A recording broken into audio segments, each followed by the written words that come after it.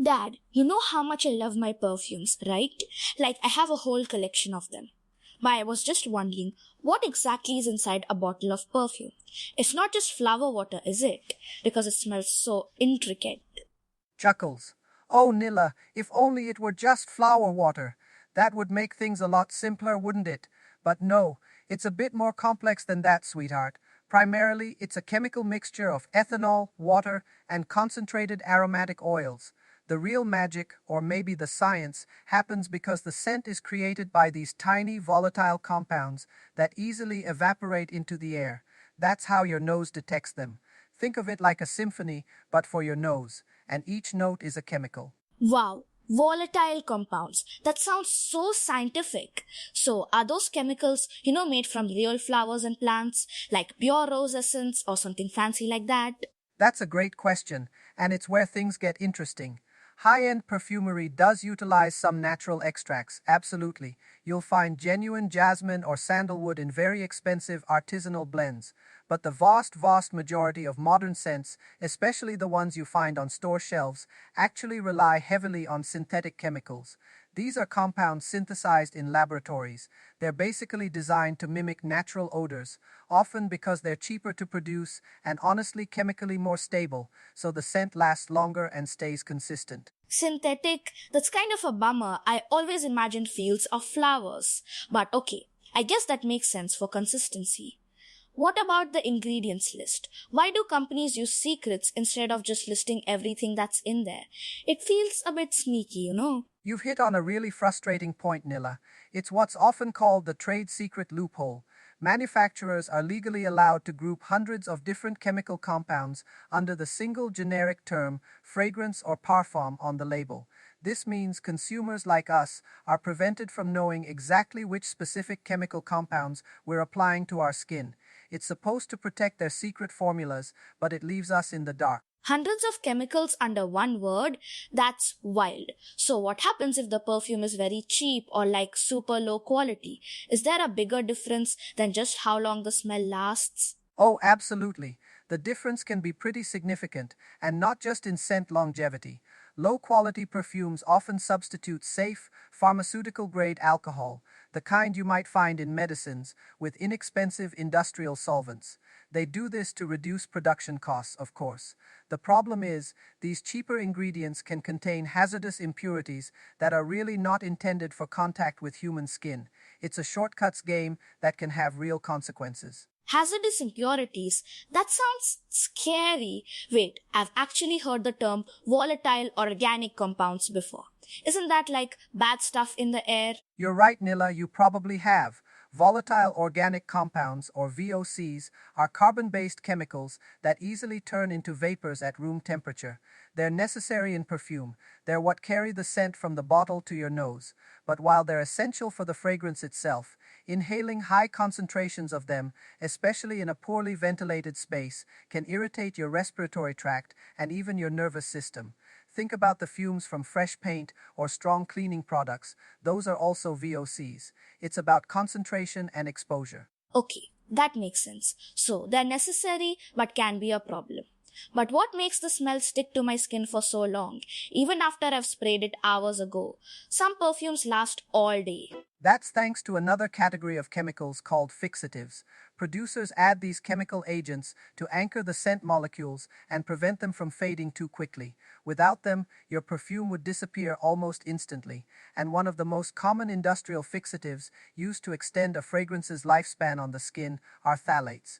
You might have heard about them in plastics, but they're very common in fragrances too. Phthalates. Oh no, I think I have heard of those, and usually not in a good way. Are phthalates dangerous for our health? Honestly, Nilla, it's a legitimate concern. Phthalates are classified as endocrine disruptors. What that means is they can interfere with the body's natural hormonal signaling system, and scientific research has linked chronic exposure to these chemicals to some serious issues, including reproductive abnormalities and developmental issues. It's not something you want building up in your system, especially as you're still growing. Endocrine disruptors. That sounds super bad. How do they actually mess up our hormones? Like what's going on inside my body if I'm exposed to them? It's a really complex process, but you can imagine your hormone receptors as tiny locks all over your body, and your natural hormones are like the specific keys that open those locks to send messages. Endocrine disruptors like phthalates are like really bad copycat keys. They can either jam these locks so your real hormones can't get in, or they can accidentally open them, sending the wrong signals to your body. This can throw off everything from your metabolism to your growth and even your mood. That's actually a really good way to explain it. So, are there other chemicals hidden in the liquid besides those fixatives that are doing similar things? Yes, unfortunately, preservatives like parabens are frequently added to stop bacteria and mold from growing inside the bottle. You wouldn't want a fuzzy perfume, right? But like phthalates, parabens can mimic the hormone estrogen, and they've even been detected in human tissue samples, which is a bit unsettling. It means they're not just staying on your skin, they're getting absorbed. Oh my gosh, I remember seeing a chemical called BHT on a label once. Is that another one of those? Good eye, Nila. Butylated hydroxytoluene, or BHT, is indeed another one. It's a synthetic antioxidant, primarily used to stop the color and smell of the perfume from changing over time. It keeps it looking and smelling fresh. However, it's also a chemical of concern. Animal studies have linked it to liver toxicity and hormonal disruption. So while it's good for the perfume's shelf life, it's not ideal for human health when regularly applied. This is a lot to take in. I also read somewhere that musk smells are actually fake now because of animal cruelty or something. Is that true? You're absolutely right. Genuine animal musk, which used to come from certain animals, is now incredibly rare and largely banned due to ethical concerns. So the industry relies on synthetic musks. These are derived from petroleum byproducts essentially. And here's another concern. These compounds are highly lipophilic, which means they love fat. They accumulate in human fat tissue and can remain in the body for a very long time, which is concerning for long-term exposure. Wow, so they just build up in our bodies? That's unsettling. What about aldehydes? I've heard that word too. What are they used for in these mixtures? Aldehydes are organic compounds that perfumers use to add a particular quality to a scent profile, often a sharp, soapy, or even a fizzy, bright note. They can really lift a fragrance. However, like some other compounds we've discussed, they are known respiratory irritants. For sensitive individuals, they can trigger asthma attacks or even migraines. So while they might make a scent smell sparkling, they can come with a trade-off for some people. Okay, so there's a lot going on behind the scenes with all these chemicals. This makes me wonder, how are cheap perfumes really different from the super expensive ones, besides the brand name and the fancy bottle? That's a key distinction, Nila. Reputable, high-quality brands generally must adhere to strict safety standards set by organizations like the International Fragrance Association, or IFRA. They have guidelines for ingredient purity and concentration limits. Cheap, unregulated, or especially counterfeit perfumes, they skip these safety protocols entirely. They might use dangerous levels of restricted substances or just really low-grade, contaminated ingredients to cut costs. Is that why you told me never to buy fake brands or those really cheap knockoffs? I remember you being really firm about that. Precisely, Nila. That's exactly why. Counterfeit perfumes are often manufactured in illegal labs with absolutely no quality control, no hygiene standards, and no regard for public safety. Authorities have frequently found horrifying things in seized counterfeit fragrance bottles: toxic methanol, antifreeze, and even human urine. It's absolutely disgusting and seriously dangerous. Oh my gosh, human urine? That is absolutely disgusting and scary. I can't even imagine. Just wow. It is indeed a serious public health hazard. These toxins can cause severe skin burns, permanent eye damage, and even systemic poisoning if absorbed into your body. The low price of a fake perfume is never ever worth the risk of applying unknown, potentially harmful chemicals to your body. It's just not worth it, sweetheart. Okay, that's a huge wake up call. So, how do these chemicals actually get into our bodies? Is it just through my skin where I spray it? That's the most direct route, Nila, called dermal absorption. When you spray the liquid onto your wrists or neck, your skin isn't a perfect barrier. It's permeable, which means it allows small chemical molecules to pass directly through into your bloodstream, where they can then circulate through your entire system. It's like a superhighway for tiny molecules. And I guess breathing it in can be just as bad, if not worse, with all those VOCs you mentioned. Yes, absolutely. Inhalation exposes your delicate lung tissue to an aerosol mist containing fine chemical particles. Your lungs are designed for efficient gas exchange, which unfortunately means these airborne toxins can enter your blood through the lungs and reach organs like the brain very quickly. It's a direct pathway and often underestimated. So, what happens if I use it every single day, like I usually do? Is it just a one off thing or does it build up? That's where the term cumulative exposure comes in. Daily use leads to small amounts of these chemicals building up in your system over months and years. Your body has amazing detoxification pathways, but this constant chemical burden can stress them out. It's like constantly adding a tiny bit of weight to a scale. Eventually, it starts to tip. This can lead to long term health consequences that might not be immediately obvious. And does that really increase the chance of getting cancer, like I've heard about with other chemicals? Well, Nilla, it's not a simple spray perfume get cancer equation, but long term exposure to carcinogenic contaminants, and especially those estrogen mimicking chemicals we talked about, is statistically linked to an increased risk of hormone sensitive cancers. While perfume alone isn't a guaranteed cause, it is a contributing environmental factor that increases your overall risk profile. It's one piece of a bigger puzzle, but it's a piece we have some control over. That's really sobering. Is it worse for me because I'm still growing and developing? Yes, it can be, sweetheart. Children and teenagers have a larger surface area relative to their body weight, which means you absorb a higher dose of chemicals than an adult would from the same exposure. Furthermore, your endocrine system is currently driving rapid development, all those growth spurts and changes. That makes it uniquely vulnerable to disruption from these chemicals. It's a critical time for your body, so protecting it is extra important.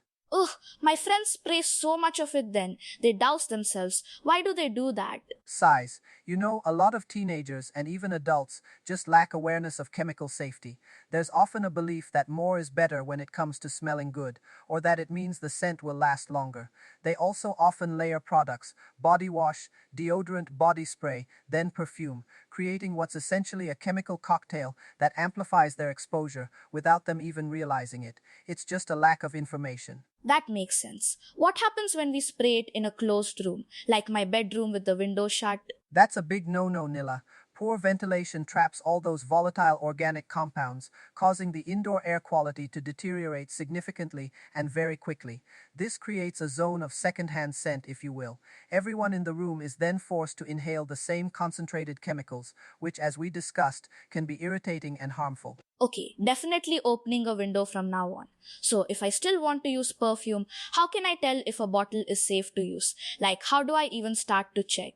The most important thing is to verify the source. Always buy only from authorized retailers, reputable department stores, the brand's official website, or trusted beauty shops. Avoid street vendors, unverified websites, or flea markets. You should also check the packaging for clear labeling, proper batch codes, and the absence of any spelling errors or shoddy printing. If it looks off, it probably is. That's good advice. But if I want to smell nice without, potentially hurting my health, what are my options? Is there a safer way to do it? Absolutely, there are safer approaches. The most prudent is to drastically reduce the frequency of use and the quantity you apply. A little goes a long way. You can also seek out safer alternatives. Look for products specifically labeled phthalate-free or those that use natural essential oils instead of synthetic fragrances. Though even natural oils can cause sensitivities in some people, so always patch test first. Okay, so less is more. Is there a safer way to put it on, like a different spot on my body? Yes, actually, you should spray the fragrance onto your clothing, such as a scarf or a jacket, rather than directly onto your skin. This technique maintains the scent while establishing a physical barrier against dermal absorption. It's a simple trick to still enjoy the fragrance without the direct skin contact. That's smart. What about spraying it near my face, like a little mist over my head? Definitely avoid that, Nilla. You must never spray fragrance near your face. That mist can easily enter your eyes, which can be irritating, or be inhaled directly and deeply, which increases your exposure to those VOCs. Always apply it in a well-ventilated area, like a large room with an open window, to let those volatile compounds disperse naturally into the air. Okay, understood. And should I stop sharing perfumes with my friends like we sometimes do? It is wise to avoid sharing personal care products like perfumes, Nilla. It helps helps prevent bacterial cross-contamination and the spread of skin infections. Plus, you can't be certain of the quality or safety of a product that belongs to someone else, especially if you don't know where they bought it from. It's just a better practice for hygiene and your own peace of mind. Wow, this has been a lot to learn, Dad. It's kind of overwhelming, but also really helpful. So, making better choices is the key then? Exactly, Nila. That's the core message. We manage risk by exercising moderation, using less often, by choosing high quality, regulated products from trusted sources, and most importantly, by being conscious and informed about our chemical exposure in everyday products. Being informed empowers you to enjoy scents responsibly without compromising your health or your future. It's about smart choices, not giving up something you enjoy entirely. Thanks for asking all these great questions, sweetie. It's important to know.